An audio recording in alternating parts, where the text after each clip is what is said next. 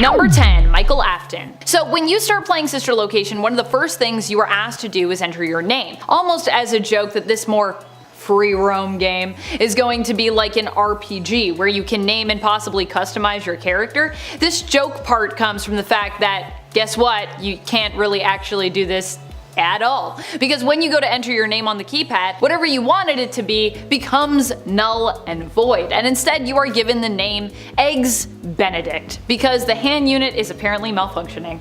Throughout the game though, hints are dropped that lead fans to believe that Eggs Benedict is really none other than Michael Afton from a narrative standpoint. Michael Afton is the son of William Afton, and it's also theorized that he came to this place to do something very specific. Number 9. Eggs Benedict's true purpose. Or Michael Afton's true purpose if you prefer. Eggs Benedict, as we said, is widely believed at this point to be Michael Afton, the son of William Afton, who was sent in essence to the Sister Location, or Circus Baby's entertainment and rental, to free his sister. This comes from a variety of different things, but even though it's still, in theory, just a theory, at this point it's accepted amongst the FNAF community as pretty much a straight up fact. There are a lot of theories that are like this in the FNAF community that we just kind of go like, look, I know it's a theory, but it's not a theory anymore. It's established because we all decided that. And honestly, there is tons of evidence supporting both the identity and the motive of this character that we play in the Sister Location game. Michael is hoping to help his sister's spirit become free, as it has been trapped for years within Circus Baby. Although ultimately, in terms of the true ending, he kind of fails in doing so, instead getting scooped and then having Ennard sort of stuck within him, along with all the other minds of the animatronics who escaped the Sister Location, because they're all in Ennard, and then Ennard is in Michael. It's like, what are those dolls? The Matryoshka dolls. Just like you keep opening up, there's different layers. And friends, before we move on to this next spot, if you are loving this list and you want more lists like it, you know what to do. Hit that subscribe button, make sure you have the notifications turned on so you don't miss out on any of this good FNAF content. Number 8. Ballora and Circus Baby. Perhaps Ballora and Circus Baby are the only two animatronics who possess souls within Sister Location. They both seem to be implied to have been people, or at least connected to people, and their emotions in life. Ballora seems to resemble the sadness and hope of William's lost love, and Circus Baby is obviously meant to represent Elizabeth, William Afton's daughter, even seemingly being the reason why Michael Afton came to the facility in the first place, in order to free the trapped soul of his sister from within her. Is it then possible, when it comes to the animatronics, that these are the only two animatronics that actually possess souls, if you will? If this is the case, what makes the other animatronics sentient? Or are there other victims / individuals tied to those other animatronics that we simply don't know about? I have many theories on it, but yes, I think that overall, I think Ballora and Circus Baby, the only two with like spirits or souls in them. Number 7. Mini Rena and Biddy Bab. What if the Mini Renas and Biddy Babs were actually created by Ballora and Circus Baby respectively? The interesting thing is we don't get close-up looks into the making of these smaller characters and, you know, like their blueprints, their behind the scenes. Is it possible because Ballora and Circus Baby in essence have souls that their individual consciousness might be capable of crafting their own animatronics? I'm not sure. There isn't a ton of evidence to support this theory, but I just kind of thought it was a cool idea, and to me it makes a lot of sense. After all, the Mini Renas look especially crude in comparison to animatronics like Ballora, and honestly any of the other animatronics in this game really, which could be an indicator that they were, you know, made by someone still figuring out the ins and outs of animatronics. Not a master like William Afton, which, you know, he would probably already be a master at this point. And we already know that Ennard was in part made by Circus Baby, using the other animatronics parts.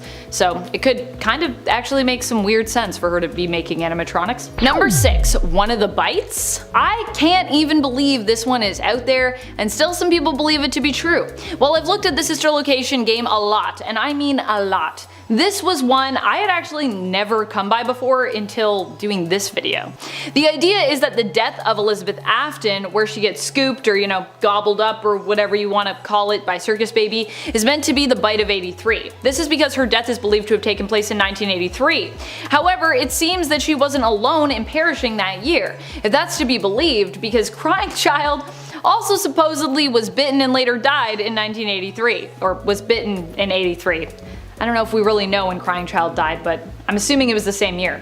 So is it possible that there were multiple bites, or should we not even count Elizabeth? Do we consider what happened to her to be a bite at all? Typically, bite of 83 is attributed to Cece, but apparently there are those out there who believe that Elizabeth may actually be the death people are talking about when it comes to this still somewhat mysterious bite. Number 5. Afton's mistake. There are also a ton of theories when it comes to what caused Elizabeth's death. Was it a malfunction of the animatronic? Was it intentional? Many people attribute Elizabeth's death to William Afton, her father, suggesting that he perhaps even did it on purpose, possibly cracking, or that it was like an accident perhaps, due to faulty programming, or too good of programming maybe on his end. There are a lot of smaller theories at play when it comes to the belief that Afton was the one ultimately responsible. Possibly he had designed Circus Baby to trap other children, but then why say that he designed Circus Baby for Elizabeth? Did he mean to kill her? Or was it just that the programming in Circus Baby was too strong and still needed some tweaking, some reining in, so the death was perhaps accidental? Number 4. Afton's intentions. Let's imagine for a moment that William Afton loved his kids and that he didn't want anything bad to happen to Elizabeth. It's believed that Crying Child's death happens after Elizabeth's in regards to the whole timeline of this narrative. But what if we have that wrong and it somehow happened before? It could be possible that Afton simply wanted to lure another child using Circus Baby so that he might take one to act as, I don't know, a sibling for Elizabeth, who was maybe lonely if her sibling had just died. Or it's possible that Cece's death did happen after, as we believe, but perhaps this was how Afton got his own children to begin with, and he was actually looking to grow his family to just give Elizabeth a sister or a sibling of some kind. After all, we're still not even sure as to why the killings happen in FNAF. That is a big question mark. What is happening with that? The killings could have even started as accidents, and we don't really know who the mother of these children is, if they have one. So it could be possible that Afton took them at young ages and kind of brainwashed them into thinking he was their only parent, even though he wasn't their parent at all. Number 3. Elizabeth's death. Is it possible that Elizabeth's death wasn't William Afton's fault at all? What if Circus Baby was tampered with and this is ultimately why she killed Elizabeth? It's believed that before Elizabeth died, in the same year no less, Charlie was also killed. Charlie is the daughter of Henry Emily, aka Cassette Man, who was also at one point William Afton's partner. Although it seems unlikely at this point, it's possible that Henry was actually the one to blame for Elizabeth's death, and could have sabotaged Circus Baby as a means of getting revenge on William for the death of Henry's own daughter, Charlie, which many believe Afton was actually behind. Number 2. Ballora is Mrs. Afton. Another theory that ran rampant and still is pondered and reflected on even today is the role of Ballora. People believed, based on the lyrics of the song that she sings, that Ballora may actually be the wife of William Afton, or at least was made to represent his wife after she left him or possibly died.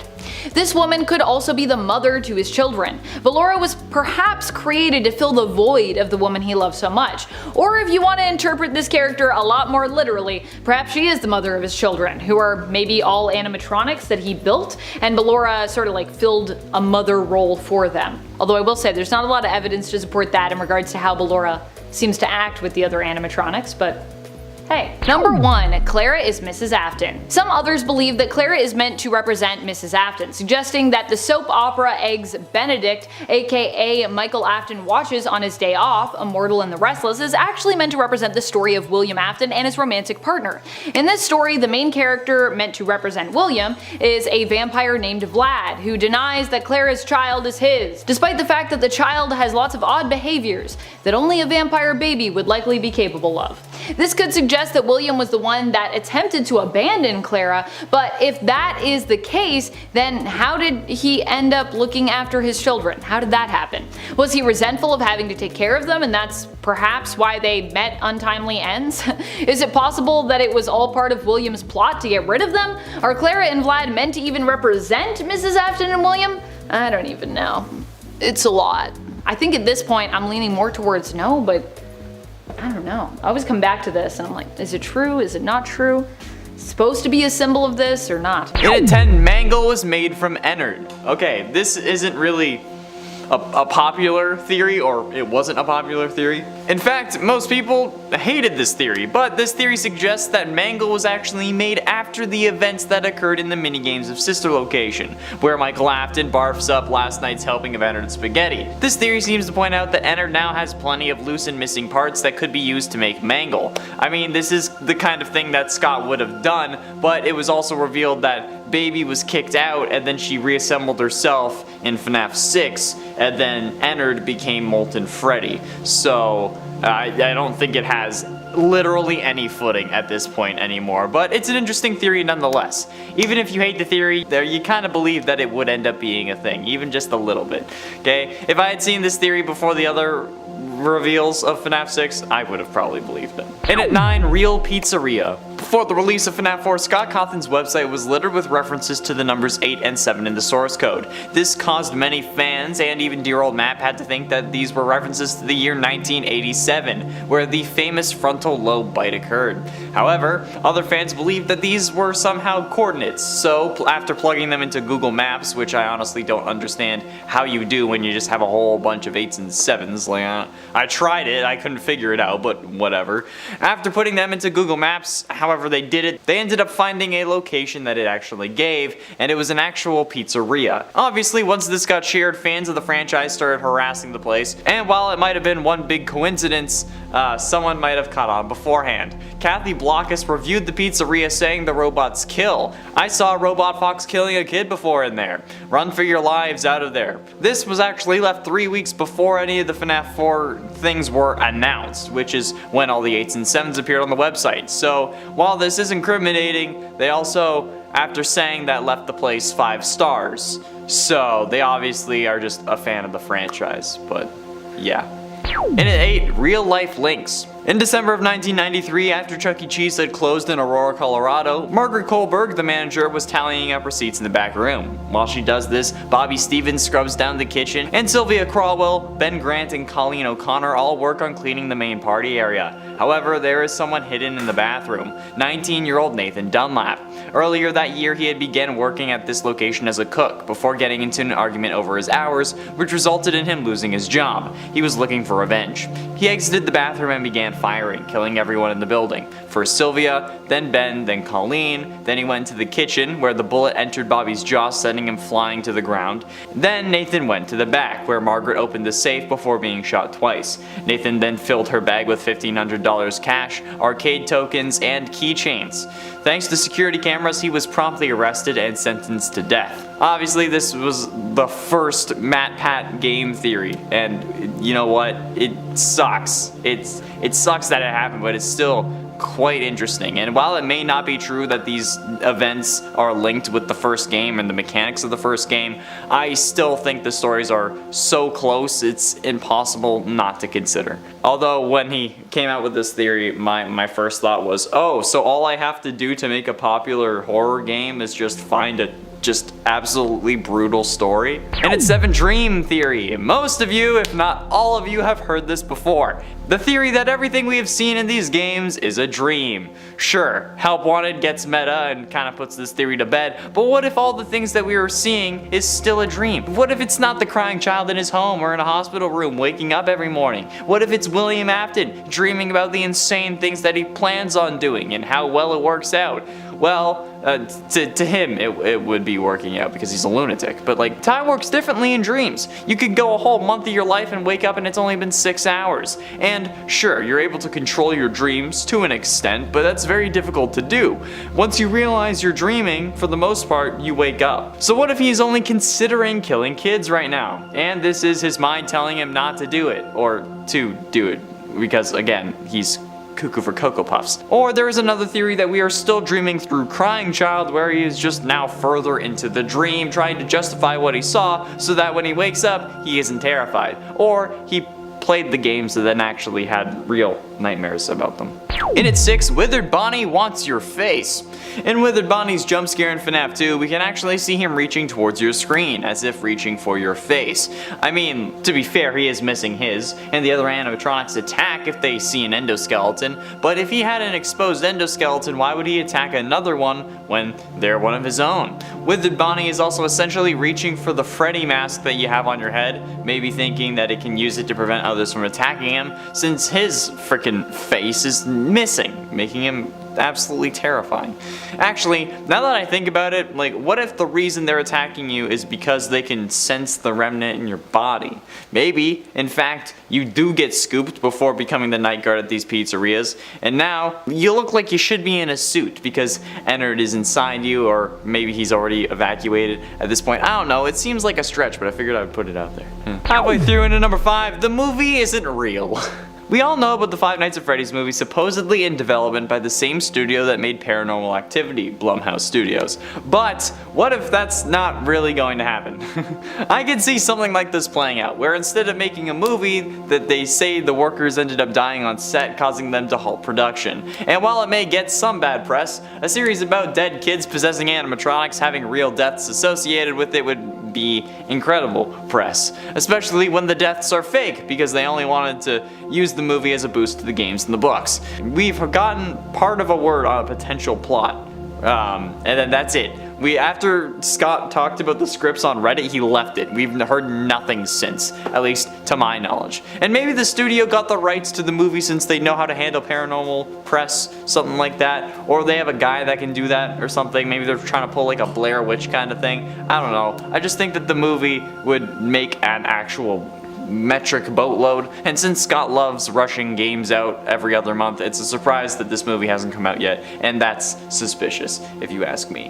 And for the Cult of Afton, another theory that I saw from Matt in Help Wanted's Curse of Dreadbear DLC. In Help Wanted's Curse of Dreadbear DLC, you are tasked with collecting 4 keys from a corn maze while Hollow Foxy chases you. Or I guess Jacko, or not Hollow, no, it is Hollow Foxy. It should be Jacko Foxy, but whatever. Well, if you end up finding all 4 of them, a 5th one appears. A glitchy one, and if you manage to get it, it unlocks a cellar, which looks like the barn that acts like the hub of the game, but it actually isn't because it's a cellar, not a barn. Either way, this time the banner is torn up as if it's been decaying for years, and then there's a bunny mask sitting on the table next to an unlit candle in a circle of potentially blood or maybe red candle wax.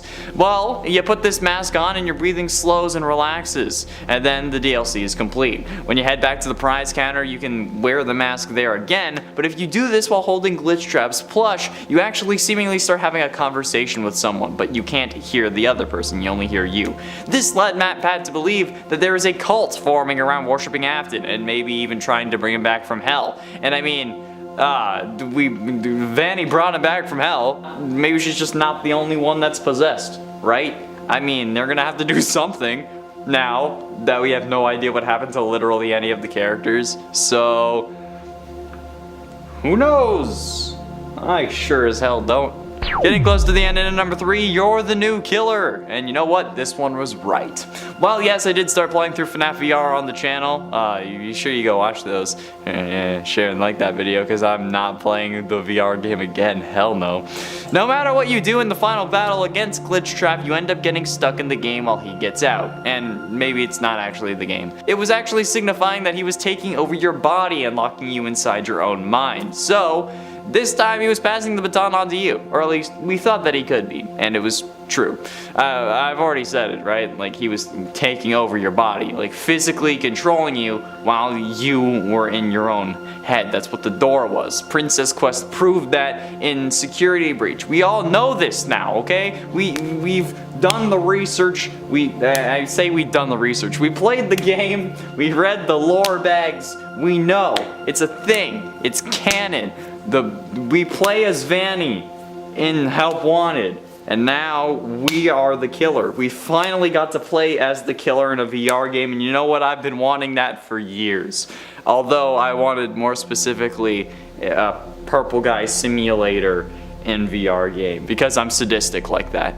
But you know what? This is okay. I'm fine with this. We get to play as a killer, and it was a theory a long time ago, and you know what? It happened. So, yes. Penultimately, and in number 2, special delivery indoctrination.